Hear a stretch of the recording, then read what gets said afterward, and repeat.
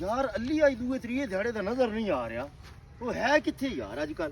यही तो बाबा जी आजकल पता नहीं है ਉਹਦਾ कुछ समझ ही नहीं आ रही। समझ नहीं आ रही कि है किधर है। ओए ओ दा बेल ही नहीं आंदा पिया। हां जी ਉਹਦੇ ਕੋਲ ਪੁੱਛ ਲੈਂਦੇ ਆ ਉਹਦੇ ਕੋਲ ਪੁੱਛਦੇ ਆ। पूछ लेने आ जाओ आ जाओ। पूछ ले। अस्सलाम वालेकुम। वालेकुम सलाम। सुनाओ जी की हाल है? और ठीक ठाक हो? ओ यार तन कोई अली दा पता अली किथे वे? अली ते बाबे दिता नहीं ओदे डेढ़ ते भंग पी के सुत्ता होया। अच्छा तू वेख्या ओनू? पक्की गल अली ही आई ना? मैं नहीं पहचानना ते होर किस पहचानना ओनू? हला चल ठीक है। ਅਸੀਂ ਵੇਖ ਲਾਂਗੇ। ठीक है ਅਸੀਂ ਵੇਖ ਲਾਂਗੇ। ठीक ठीक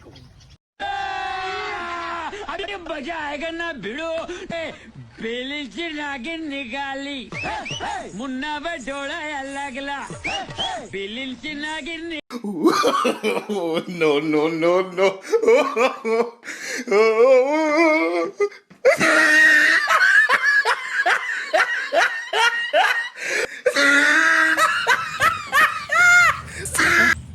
अच्छे मन रब्बू का।